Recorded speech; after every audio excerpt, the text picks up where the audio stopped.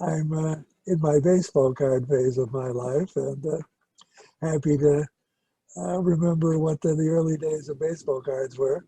And I just happened to get in contact with a guy who I did not know and who did not know me, but he had heard of me.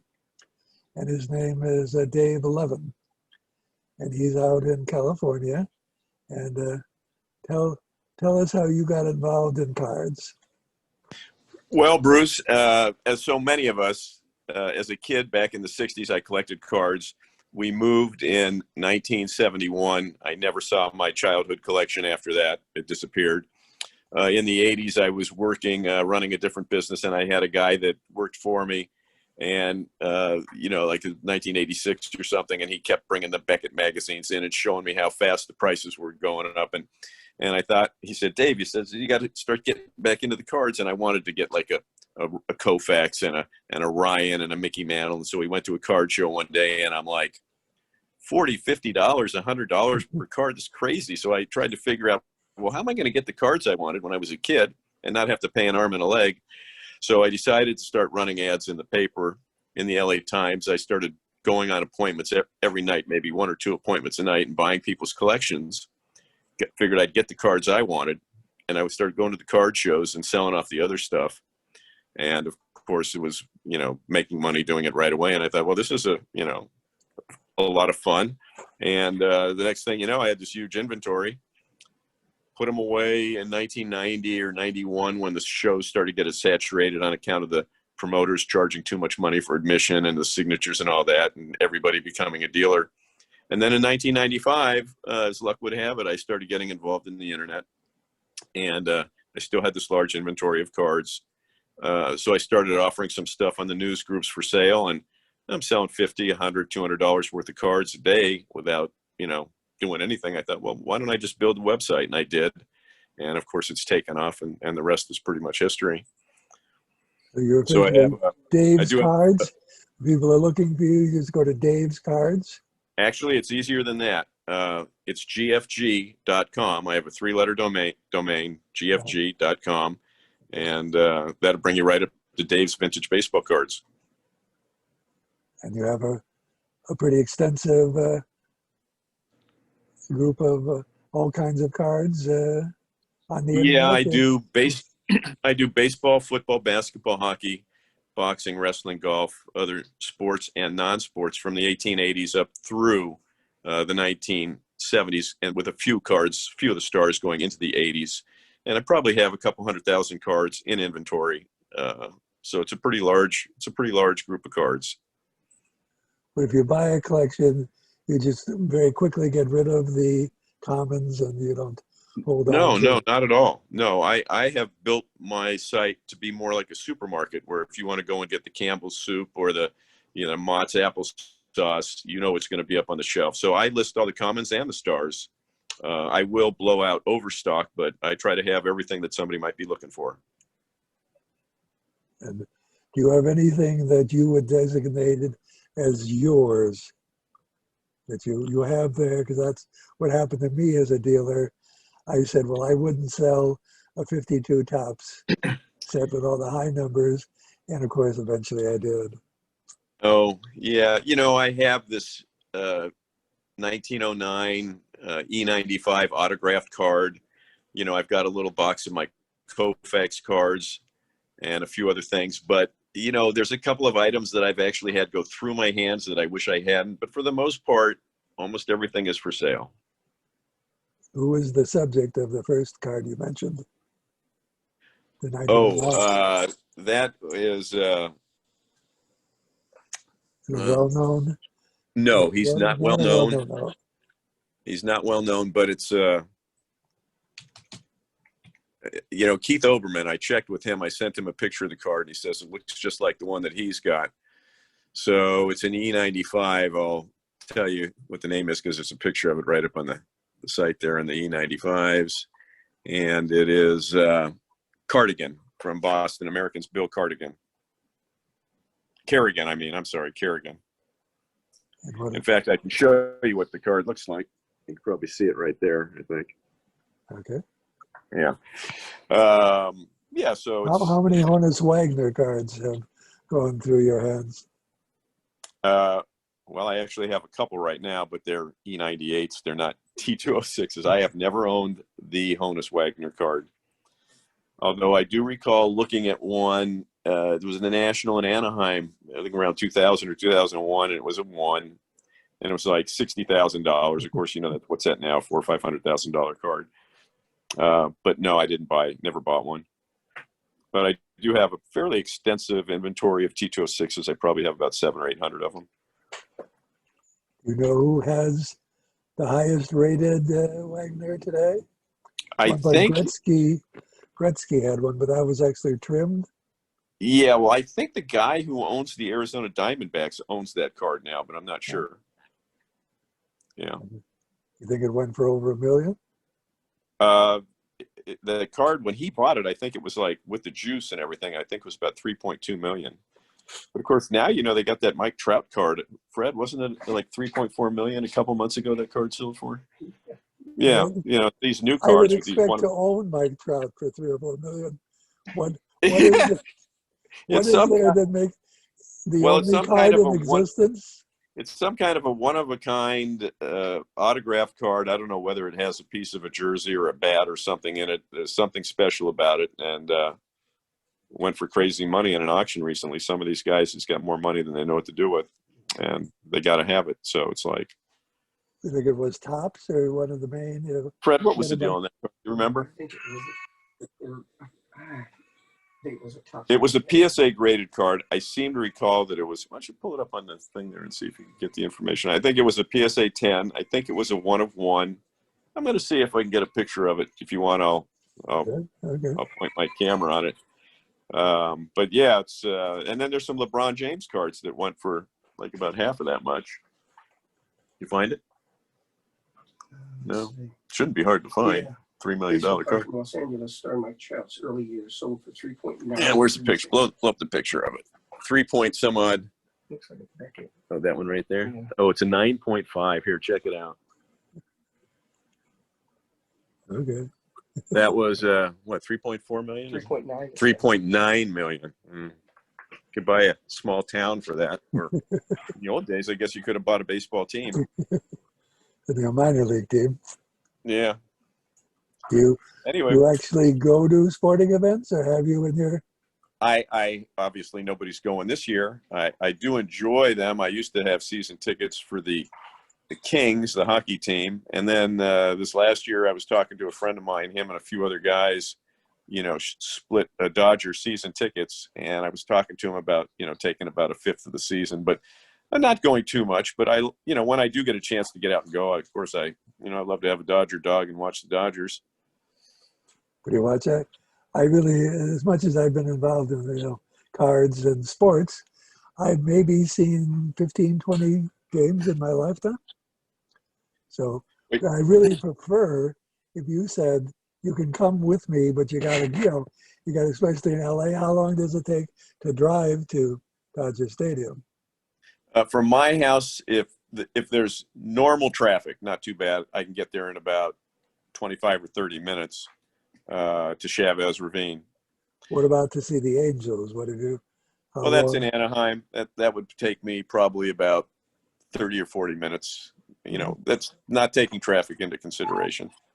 That's not that bad. But, and then, of course, the new stadium that the Rams built, that's 20 minutes away. And that place is pretty amazing. I had, when they first came back to Los Angeles, I bought season tickets for the Rams, but of course they really sucked that year. They only won 4 games, and I got a little bit upset about that. What about other sports? Well, basketball? I've gone to some basketball games. I have a friend who has season tickets for the Lakers.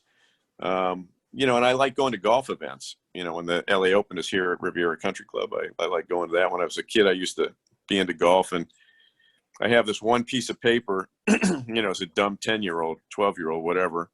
I got Arnold Palmer on one side of the paper, on the back I got Jack Nicklaus. So it's like you can't even frame this thing and see both of them. But that's kind of a cool item. I've never been to a golf course. I've never even been on a golf course. But when you follow, there's like a crowd behind the golfer.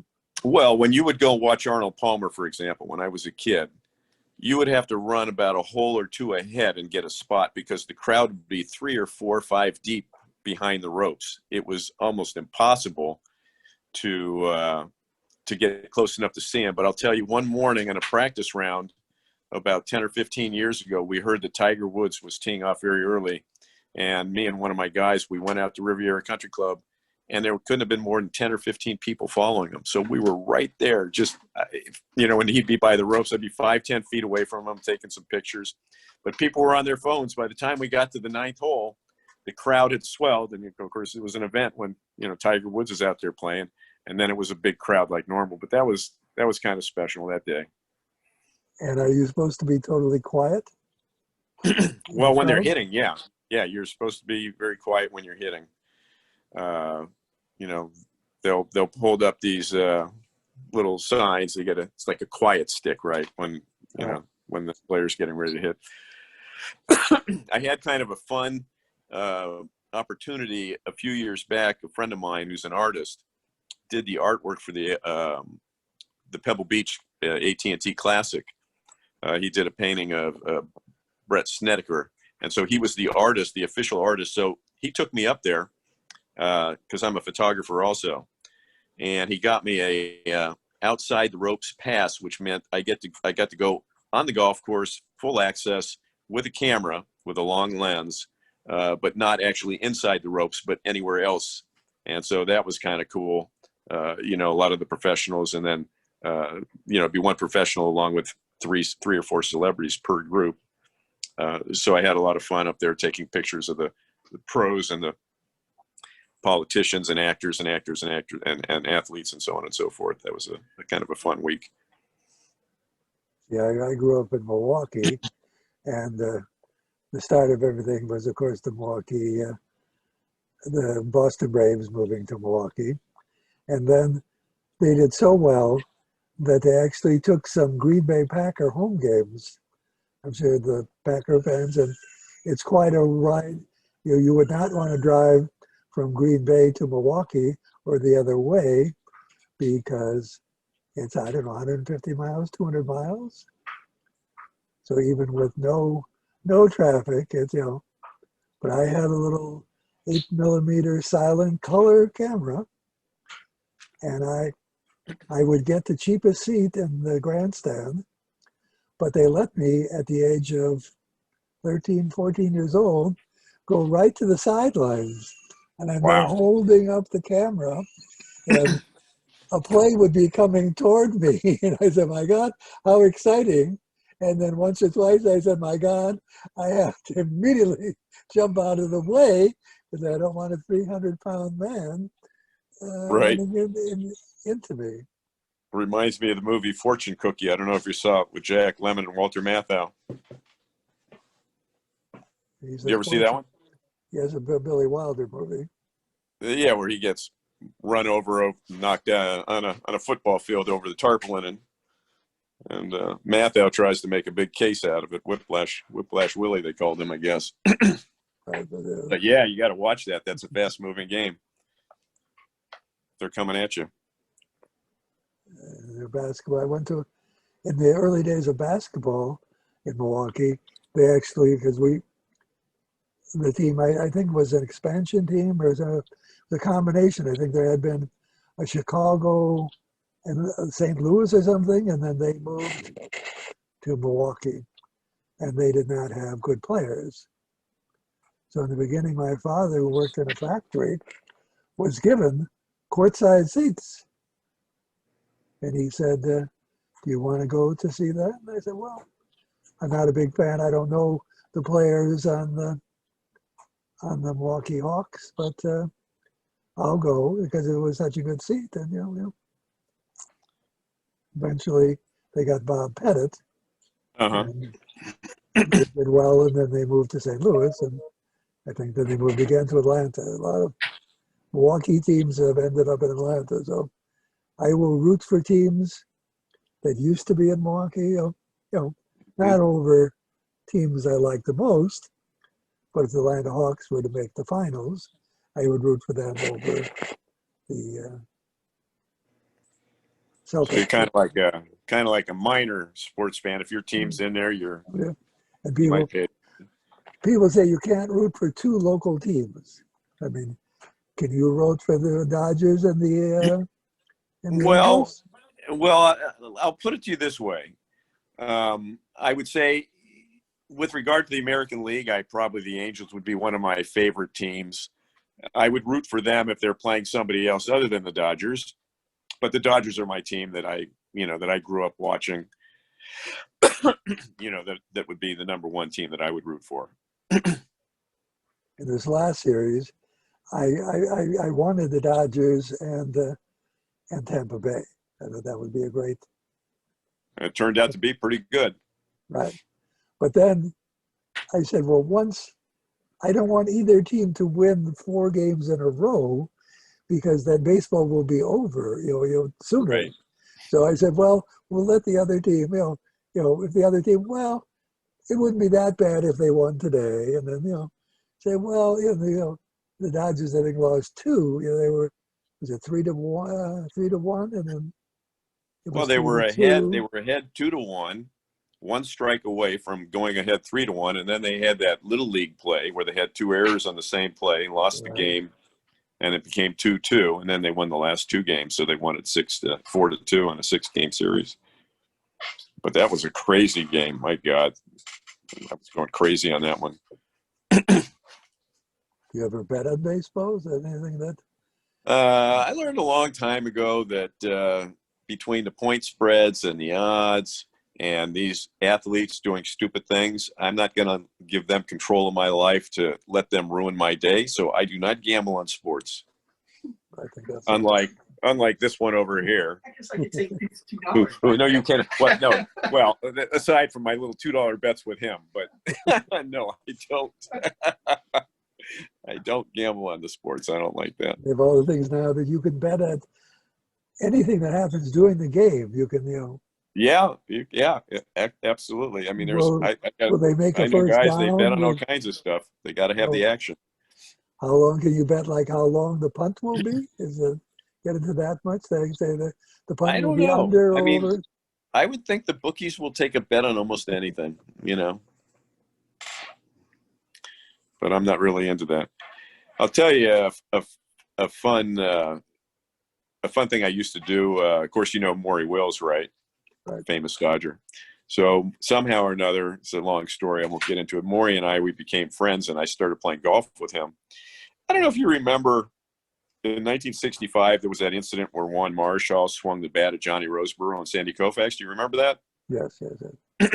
I was actually watching that game. I remember calling my dad in, the little small black and white TV. But when I was out on the golf course one day, I said, Maury, you were on the field that day. I said, what happened? He says, well, Koufax was pitching and Marichal was pitching, and Koufax wouldn't protect the Dodger batters. So, Marichal was taking liberties and hitting Dodgers and knocking them down and so on and so forth. And Koufax wouldn't do anything about it because he would never throw at anyone. So Marichal comes up to bat, and Roseboro takes matters into his own hands. He's throwing the ball back to Koufax, and every time he does, he's throwing it just barely missing Marichal's ear. So Marichal starts saying something to Roseboro, and then finally Roseboro stood up. Now, one thing that Maury didn't tell me that I read later that Juan Marichal said he thought Roseboro was going to hit him. So he swung the bat at him. And the next thing you know, they got the melee out there that everybody saw out in the middle of the field. And it was because, if Drysdale had been pitching, Marichal wouldn't be throwing at the Dodger batters because Drysdale would knock down 2 for every one that you knock down his. But Koufax wouldn't do that. So Roseboro had to try to protect the Dodgers. And that's what happened on that day. And it's kind of fun to go out and get some of these stories from the players when I used to get the chance to go out and play golf with them. It's interesting because when they first signed Koufax, there was a deal. If you paid over a certain amount or something like that, you had to have him on the roster. Right. And that's how they lost. They lost Clemente that way. They didn't want to have Clemente on the Dodger roster, or what was the story? Well, they had him, but they had no room for him because they had Snyder out there. They had their outfield was full, so they tried to hide him in Montreal. And some scout told another scout on Pittsburgh, check out this guy. And on account of what you're saying, if they didn't have him on the roster, but they paid him a certain amount, another team could steal him, and Pittsburgh got him. But he was a Dodger, and he wanted to be a Dodger. I think it's And in 1955. I think he won almost no games, and Koufax? Yeah. Well, Lasorda got sent back down to the minors because they had to keep Koufax on the Dodgers, and Lasorda said to I forget O'Malley or whoever it was, "What, that kid? You're going to keep that kid up here? He can't hit a barn. Can't hit the broadside of a barn, right?" But they had to send somebody down to the minors and keep the 25-man roster. So Koufax replaced Lasorda, and that was the end of Lasorda's career. But in 51, when did he start to be a great pitcher? 56 or 57? Koufax? I would say no. I would say probably 1960, 61. I mean, he was totally dominant from about 61 through his last year in 66. But it was actually 66, 65, 64, 63. He was unbeatable. In 61 and 2, he was good. He was starting to get his control. Yogi Berra had a great line once. Koufax was like 27 and 3 or whatever the numbers was. He said something like, "I can see how he won 27 games. What I don't understand is how he lost 3." So yeah, he was pretty amazing at that one during his peak. But he had that arthritis in his elbow, and he was in so much pain and had to ice his elbow down after every game for so long. I remember, and when he retired, I was heartbroken. I mean, the guy was only 30 years old. If they managed pitchers back then like they do today, he could have probably pitched another 5 or 10 years. So even though he had a very short productive career, do you think he was the best pitcher ever? It's hard to say the best ever, but let's put it this way. If there's a game I had to win, he's one of the few guys that I would select that I'd want on the mound. I mean, he came back and won a World Series game on 2 or 3 days rest, Fred? What was it? Like, I think he won Game 7 against Minnesota. I think he had 2 or 3 days rest. Unbelievable guy. This is the guy I want on the mound when he was in his prime. They just couldn't hit him. Did you ever travel around the country to either buy collections or to watch games? I traveled around the country to buy collections. I used to do that a lot. Sometimes when I would travel, if I had the opportunity to go see a game, if I had a friend who had tickets, I would go. I didn't necessarily travel around for the purpose of going to see a game, but I had some big deals where I would jump on a plane, for something I was really excited about, mostly 19th century material. I had one trip once, I had a couple of them that were like this. Fly out to New Jersey, bought a couple of GMB cards, 4 cards from this lady. I get off the plane. I walk outside the airport. I get in her car, give her the cash, get the 4 cards, run back in the airport, get back on the plane within an hour later, and back on my way home, just like that. And I did that a few times where I would just be there, meet somebody at the airport, get the cards, come home. What was one where you went and you saw a treasure trove and they had no idea that what they had in the attic or the basement? Oh, well, there's been a few. These people knew they had something. They didn't know what it was. I actually did a video about it. It was the Oregon find. I got a call from a guy in 2004. His wife's mother was 93 at the time, so she was born in 1911. Her father was born in 1876. So, of course, it's when your 10-year-old boy is your prime when you start collecting baseball cards. Well, in 1886, they started printing the old Judge baseball cards. So that was when he was 10. So this woman had her father's childhood collection. He had died in 1947. And then her husband started tinkering with the collection. He died in 1981. By the time they called me, there was a briefcase that still had 1,450 of these cards from between 1886 and 1890. and they figured they were either total trash or worth a fortune. They didn't know. They had no idea. They found the briefcase. They looked inside, and then he went online. And at that time, there were not a lot of people online. In 2004, the dealers and the auction houses weren't up there. And I got the call, and I jumped on a plane and flew up to Oregon. And we ended up making the deal. I remember we went out to dinner before I had actually really gone through the collection. And I told him, I said, I think I can get you at least $100,000 to $150,000 for this collection, which turned out to be worth much more than that. And this guy about fell out of his chair. So that was probably the biggest little treasure trove that popped up my way. You know, it's hard to find a deal that's bigger than that, although they're out there. But that was a pretty cool deal. But you told me that people need to be wary, because there's some people that would just say, "Oh, this is worth like $1,000."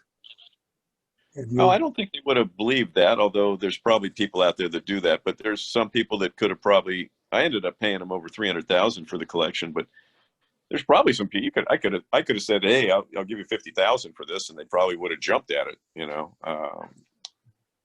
$50,000 is still a lot of money. Nothing compared to what the collection was actually worth. I remember reading about some deal in your era. Again, I'm out of the hobby in the late 1980s, so a lot of things happened after I left the hobby. But that there was a tremendous find, and once they had all the stuff, they didn't want to put it up because it would have glutted the market. There were many, I think, duplicates of, So Are you talking about the Black Swan find? Maybe. But and they did. They did. Well, I didn't have the opportunity. An auction house got it. I think it was Heritage, and they did it wrong as far as I was concerned, because they did kind of glut the market. They took care of some of their better customers and sold them some of these cards. Whereas if they would have taken one set of them initially and auctioned them off, they would have got a fortune for them, and then they could have, gone with the underbidders and started selling the rest of the stuff. So what are these cards that they found? They were E98s. They were in a dollhouse, if that's the collection you're talking about. And they hadn't been touched for over 100 years. There were cards that went into PSA 8, 9, and maybe even 10 holders. Honus Wagners, Ty Cobbs, all kinds of stuff. It's a 30-card set. The 30 cards. So they had numerous 30 card. How many 30 had card sets would they have had? 10 or 20 of each card. There was a ton of cards. It was crazy. I mean, that's a lot of smoking. Actually, I think the E93s, those are standard caramel. Those are caramel cards. They weren't tobacco. Yeah, they were candy cards. Maybe kids took their. That might have been a situation where maybe it was somebody who, you got to think that might have been somebody who worked at the factory. I mean, how do you accumulate that many cards and still have them in perfect condition and never even touched? A kid wouldn't, do that. Kids play with their cards. So I don't know what the real story was of how those cards ended up all in one place, but that would be my guess, that maybe somebody that worked at at that plant. They was talking about kids in certain sections of the country early on putting the lesser known cards in the spikes, in the spokes of the bicycles. I did that myself. You did do that? And not necessarily lesser known. Could have been Willie Mays, because he was a giant. Guys I didn't like, they went in the bike spokes. Because he was a great player, but not when he's playing against the Dodgers. I hated him. But did you have any childhood friend that did hold on to you? You lost your collection in the 70s, right? Yeah. Did you know anyone who held on to his collection? Yeah, actually, I actually ended up buying that collection. I had a friend of mine, him and his brothers collected cards, late 60s, early 70s. But not the kids that I, grew up trading cards with. I don't know what happened to some of their cards. I've had a couple of guys that maybe I played in a little league with that have asked me, now that they know what I do, they go, I still got my cards, can you tell me what they're worth, type of a thing. But not too much. But we moved, and so we went into a different house, which is probably one of the main ways that kids end up losing their collection. They move and the cards don't make it, to the next spot, which is what happened to me. You don't recall your mother saying, Dave, can't get No, any. there was a garage sale, and I had stamps, coins, and baseball cards. I never sold those cards. They just didn't make the move. I don't know what happened to them. I had like all these. I used to take the shoe boxes out of her closet at the end of the year and fill them up with them, and I had them in my closet. I don't know what happened to those things. How many shoe boxes are we talking about? Probably a half a dozen. I had quite a few cards. And did you collect non-sport when you were a kid? No, I there was a few. There was these crazy stickers that I would get once in a while, but I was mostly baseball cards. I didn't buy hockey. I might have got a few football, but I was really more interested in the baseball cards. Did you have complete 1952 top sets? Well, first off, I was collecting cards in the 60s. No, I did not, but I can tell you one day I went over to a friend of mine's house. We were playing with our baseball cards, and he went and got his dad's baseball card collection. And I distinctly remember these cards were from the 50s. They were larger than my cards. They didn't fit in my box, so I didn't like them. So at that point, I decided I don't like the old cards from the 50s. They were too big. So I never would have bought or collected the cards from 1952 back then because I didn't appreciate them, and they didn't fit, in the type of shoe boxes that I had with my cards. So, do you prefer the current size? I mean, it's basically been the current size since '57, when Topps made them smaller, maybe not for you, but for vending machines. I guess I didn't know why they did that, but I don't have a preference now. Of course, now I like those cards from the early 50s, and then there's the smaller cards that you get back in the 30s and 40s, and I like those too. So I remember one kid that I knew, he liked the 1950 set. So in the 51 set, you could cut off the bottom and it looked exactly like a 1950 card. And I unfortunately have some of those. You still have them? They're in really good shape, except no bottom. No bottom. Yeah. Do you still have a large card collection, or no? I went from 20 million somewhere in the late 70s, early 80s to a few thousand. Oh wow! Did you sell your entire inventory to another dealer or something like that? People came by, and I mean, 20 million cards is a lot to get rid of, unless you're selling to just one guy. In the beginning, it was all looking for rookies and cards that might appreciate in value. I should not have sold vast quantities of things. Although sometimes a guy would come and hit 10 home runs in like 3 weeks, and people would buy every card, and then he either never hit another home run or right. That was so. If you had thousands, I just was going through some of my collection here, and I have hundreds of Mike Schmidt cards from 1980, not the regular card, but an all-star card. Uh-huh. And I'm guessing when I look it up, it's going to be $1 or $2, but maybe it'll be worthwhile to offer hundreds of them or something like that. I don't know. I've actually started raising prices on some of those cards of these major players like Schmidt. And even on the 1980, I probably charge, $3, $4, $5 for a card like that. I don't know. You got tons of them. They'll go up eventually. Maybe not in our lifetime, but just put a few rather than trying to sell every card. I think there may be some more somewhere else even. I was able to get the cards cut by number for a few years. By Topps? Yes. Well, by Woody Gelman, who worked for Topps. Uh-huh. So that's why I have big quantities. And if it's a double print, of course, I think I continue to order the bending cards, because that was the cheapest per card cost.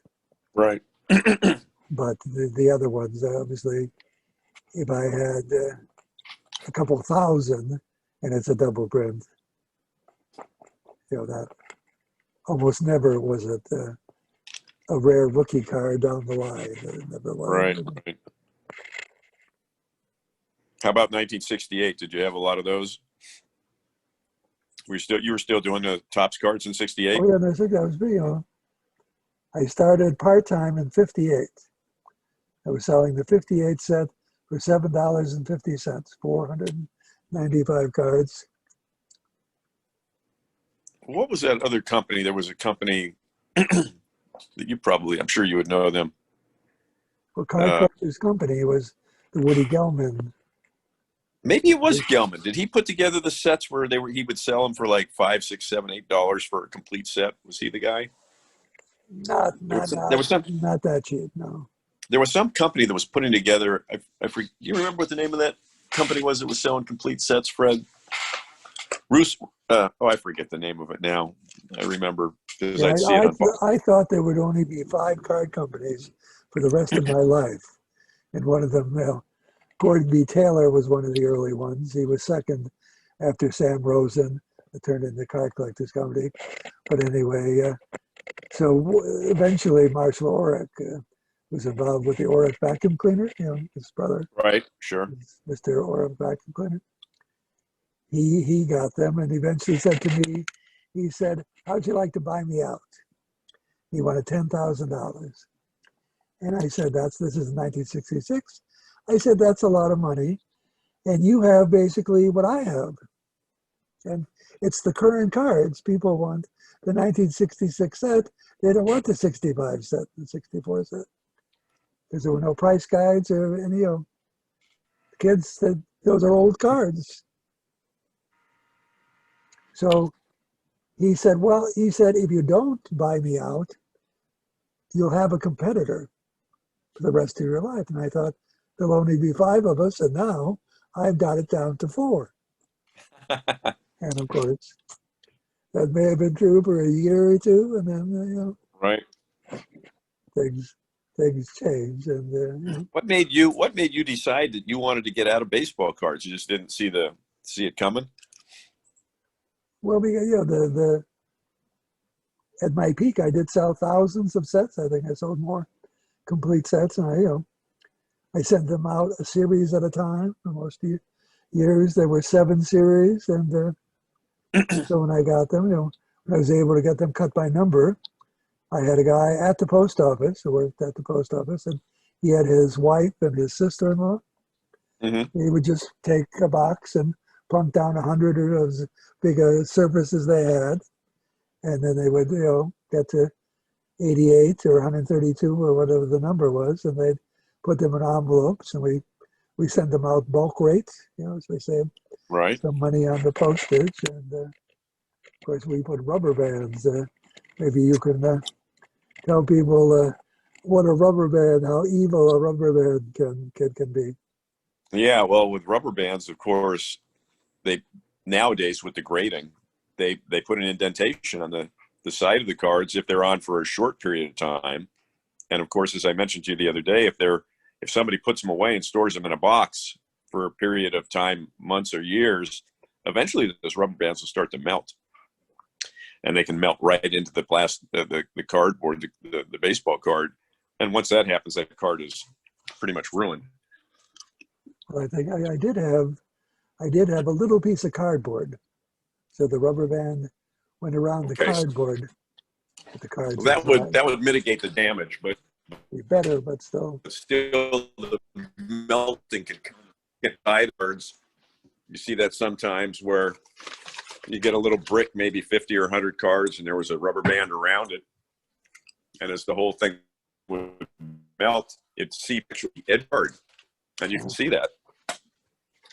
So, but having at least sandwiched in between some hard cardboard, that would be helpful. And I don't think it was maybe like I said, it was not what it should have been was a piece of corrugated.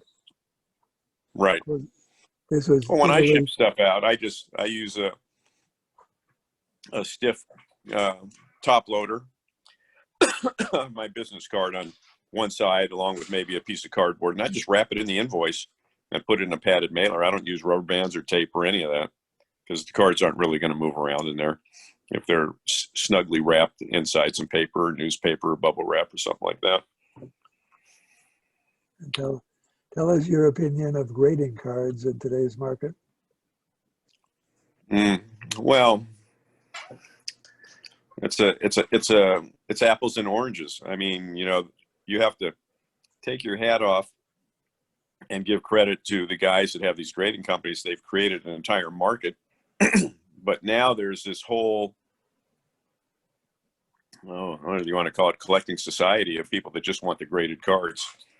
A majority of my cards are ungraded, although, you know, I've started to take a lot more cards and send them out to grading. And